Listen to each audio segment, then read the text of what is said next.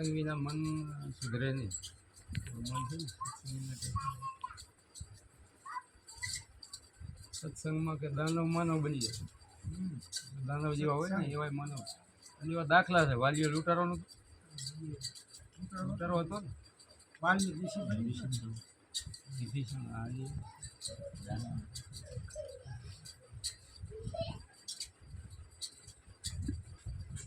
વાલીઓ લૂંટારો હતો એમાંથી વાલ્મીકી ઋષિ નારદજી મળ્યા એમને માળા કીધી. આ માળા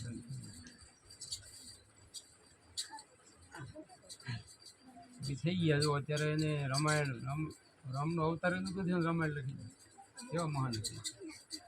રામનો જન્મ એ પછી જન્મ પહેલા રચના કરી. અને અત્યારે આપણે આ દેવાયત પંડિતના થઈ ગયા એની પહેલાં આગમવાણી નથી બોલી. ત્યારે આ વસ્તુ નથી બનેલી ને, અત્યારે બધી બને છે. પડીએ કે પાણી વેચાશે. જો ધરતીમાંથી એમાં હાલ છે હાલે છે. આવું પહેલાંના સંતો આગળનું ભજન એવું હતું. ધ્યાન એવું. હા કેમ કે એની ગુરુ મહારાજની કૃપા એની હતી. ભજન હતું એનું.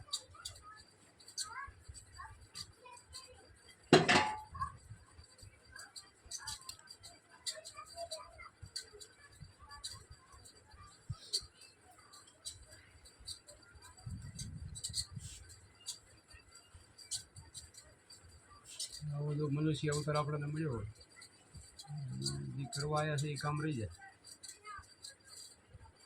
એટલે સંતો યાદ કરે.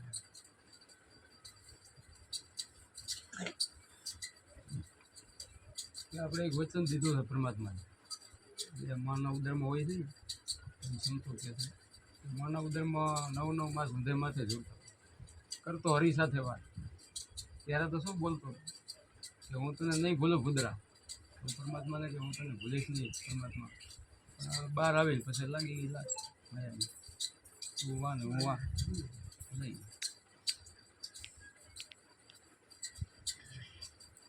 પછી 184 ફરવું પડે. અને કે જો સંતો છોડાવે એટલે કે ગુરુજીના વચન રુદીએ ધરવું. કો વાત આપણે સાંભળી પણ તોય કાને આ કાને સાંભળી ના કાને. બીજી વાતો આપણને બહુ કેચઅપ કરે છે.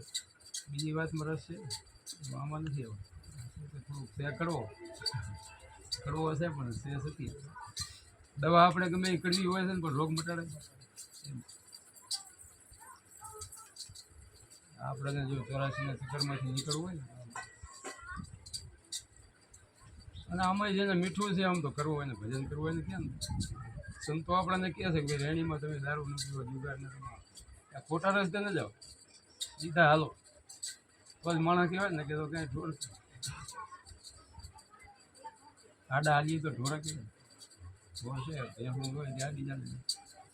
ઢોર ઘડતા મનુષ્ય ઘડીએ ભૂલ્યો થઈ ગયો પૂછ ગાડી દેખો.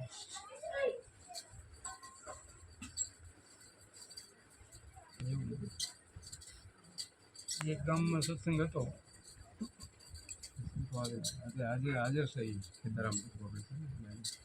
એને જ્યારે એમનો ઉપદેશ નહોતો લીધો, સત્સંગ ચાલુ હતો. એને રસે નહોતો બાર સાંભળે બાર એમાં સત્સંગ બાપુ કરતા હતા. એમાં માણસ થવો કે માણસ મને લાગી ગયું માણસ તો હશે આપણે ત્યારે શું છે. પછી એ જઈને બાપુ આમ કેમ તમે પ્રશ્ન કર્યો માણસ માણસ થવાની જરૂર છે. આપણે માણસ છીએ નહીં. આ જો ભજન ન કરીએ આપણે મનુષ્ય જન્મ મળ્યો હોય એક જ ભજન કરવા માટે પરમાત્માએ મનુષ્ય અવતારમાંથી જ આપણે 84માં છૂટીએ છીએ. બીજા આ કંઈ પશુ પંખી કેટલા હશે 84ના એ કાંઈ ભજન કરીએ પછી તો ન કરીએ. બીજો કોઈ રસ્તો નહીં.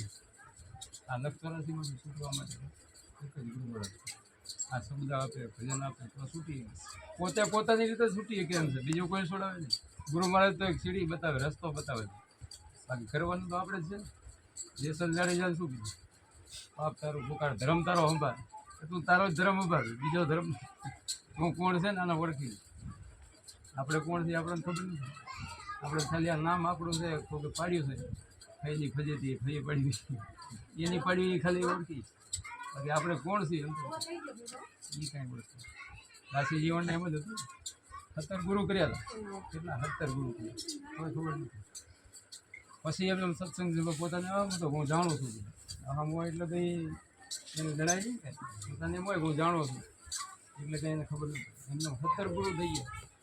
પછી સત્સંગ સભા કોઈને પૂછવું છે આમથી ગાદી ઉપર બેઠા પૂછે કે કોઈને કંઈ એવો પ્રશ્ન છે એટલે બહારની રીતે બધું જાણતા પણ ભીમ સાહેબ આમ ભીમ સાહેબ કે હા કે પ્રશ્ન મારે બોલો કે તમે કોણ છો કે મને આ ગામનો છોકરો ઓળખે તમે એવું પૂછો કે કોણ છો કે હા મને ખબર નથી કે તમે કોણ છો જે જાણતા હતા પણ ગુરુમારે પ્રશ્ન કર્યો તમે છો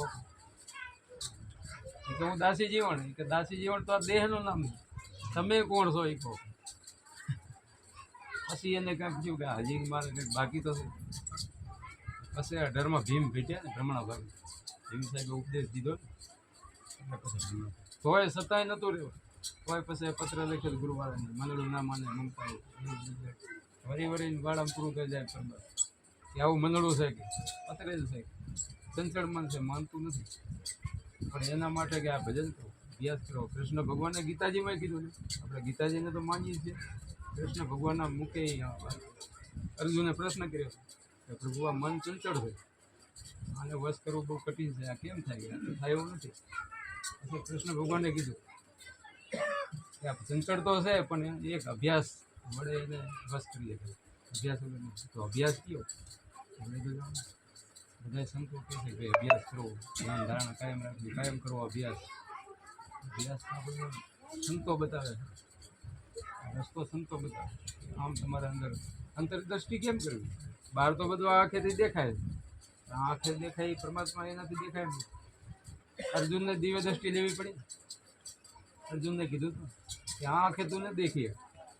કૃષ્ણ ભગવાન ચોખ્ખું કીધું ગીતાજી કે આ ચર્મચક્ષુથી મારા દર્શન નહીં થાય ઓકે તને દિવ્ય દ્રષ્ટિ આપું ને આનાથી તું દર્શન પછી દિવ્ય દ્રષ્ટિ આપી એનાથી વિરાટ સ્વરૂપનું દર્શન આ વિરાટ સ્વરૂપનું દર્શન કરવાની સંતો આપણને એ કહે છે કે તમે ઘટોઘટમાં આમાં પરમાત્મા બેઠો છે ને બીજો નથી. આ દેહ પડી જાય આપણો પણ આત્મા આજે રમણ છે આત્મા મરે પછી મળતું નથી. તો એ કૃષ્ણ ભગવાનને આપણે ઓળખવાનો છે. એને કૃષ્ણ કહો તો એ રામ કહો તો એ ગમે એને ઉપમા આપી. કૃષ્ણ ભગવાને એમ કીધું છે ગીતાજી કે હું અર્જુન જન્મતો નથી મરતો નથી કોઈ શસ્ત્ર મને ના કાપી શકે અગ્નિ બાળી ના શકે પાણી ભીંજી ના શકે મોઢું કંઈ કાપી ના શકે. તો આ કૃષ્ણ ભગવાન કહે કૃષ્ણ ગીતાજીમાં લખ્યું છે આપણને કંઈ સમજાય એના માટે એક આખું આસન છે અણી અગર પર આસનવાદ ઘણી અગર આપણને એ સંતો બતાવે શંભારામ બાપુનું વાણી છે ઘણી અગર પર આસનવાદી ઘણી અગર પર દેખ્યા તમારે વિના રવિચંદ્ર થાય અજવાળા કે અહીંયા રવિચંદ્ર સૂરજને અને વગર અજવાળું થઈ ગયું અખંડ અજવાળા છે ઘટમાં એના માટે આ ગુરુ છે ખુશી વગર ખુલે નહીં થાય. 10મો દ્વાર જે છે ને સંતો કે 10મો 9 દ્વારની બધાને ખબર હોય આપણો પ્રાણ છૂટે ને આમાંથી જીવ નીકળે એટલે જો 9 દ્વારમાંથી ગમે અહીંયા કાનમાંથી નીકળે તો કાનમાંથી કાંઈક લોહીની પીઠી નીકળી આંખમાંથી નીકળે તો એમાંથી નીકળી આંખમાંથી આહો નીકળી જાય અહીંથી જાય બધા મોટા માણસોને બધાને ખબર વાહમો જેવી છૂટે ને એટલે માણસને કેટલું અને જેને ભજન કર્યું હોય ને 10મા દ્વારમાં સુરતા આપણને ઠેકાણું બતાવી દે કે અહીંયા તારા સુરતા રાખો એમાં જો સુરતા રહી જાય તો સુરતા અહીંયા મુકામ જે સુરતા હોય પરમાત્માના ધામમાં જાય વળી એને મનુષ્ય અવતાર મળે કે તો આવું કરવાનો વારો નથી સારા ખોટી એટલે આવું થોડુંક છે આ સમજવું કઠિન ઉતરે નહીં ડાયરેક્ટ કે આવું હશે પ્રશ્ન શું હોય આને જાણવું હોય ને તો આ ગુરુ બતાવે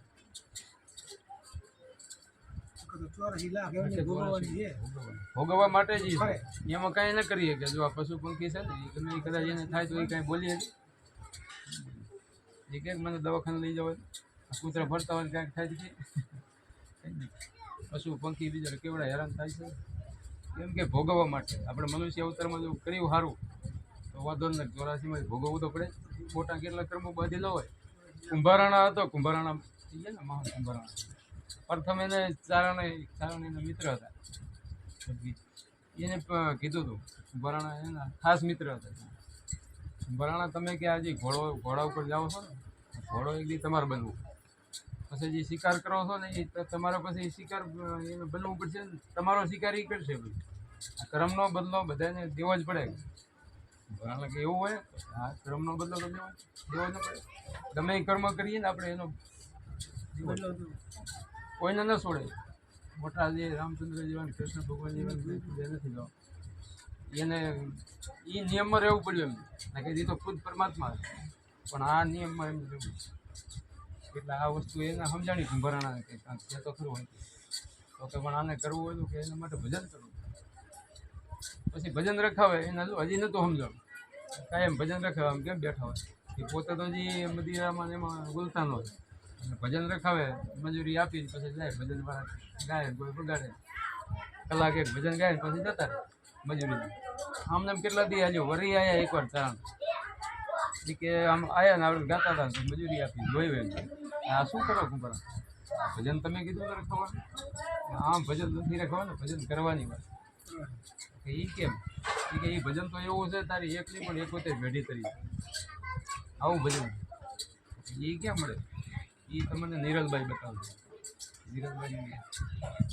નિરલબાઈને એ સમજાય દિયા પછી તો એવું ભજન કરી ગયા. પછી ઘણો ટાઈમ થયો ને પછી તારા પરીક્ષા લેવાય હવે કેવું ભજન કરે છે. પછી આવ્યા ને આવો આવો પછી કીધું માગો આજ કે તારા ને કે તમે માગો એ કે મારે બીજું કઈ જોતું નથી. ઓકે તારે દેવું હોય તો એક રાણી દે. આ તો કેવી માગણી, ભરાણાને ઘડી હજરત લાગે કે આવું કેમ માગ્યું કે એવું. પછી નિખિલભાઈએ કીધું કે હચકાવો નહીં, તમે કહી દો કે જે મેલમાં કુંભરાણા રાણી ના હોય ને એ મેલ એ તારા રાણી, એટલા મેલ એ તારા બધું, પણ 1800 મેલ એના મેલ બધામાં જ્યાં જુઓ ને કુંભરાણા રાણી સત્સંગ ચાલે. પછી હાજરી લાગે હવે ભક્તિ પાકી આવા થઈ ગયા, આવી ભક્તિ કરી ગયા સંતો. આનો કંઈ એવું નથી કે આવું કંઈ હેલ્થેલ કંઈ એવું નથી, પણ એને સમજવું જોઈએ, એને ભક્તિ ભજન કરવું જોઈએ. ગુરુ મહારાજનું વચનમાં રહે ને તો જ.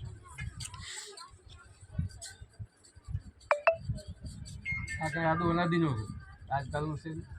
ગુરુજી મારા મહામંત્રનો મોટો મેળમાં વખાણું બ્રહ્મના ભેદમાં, જેના ઋષિમુનિ જપતા જાઓ, જેના ઋષિમુનિઓ જપતા ને એ તેથી હરિ નતા 4 વેદમાં કે 4 વેદમાં નતા ત્યારનો આ મહામંત્ર એમ. આ મહામંત્ર ગુરુ મહારાજ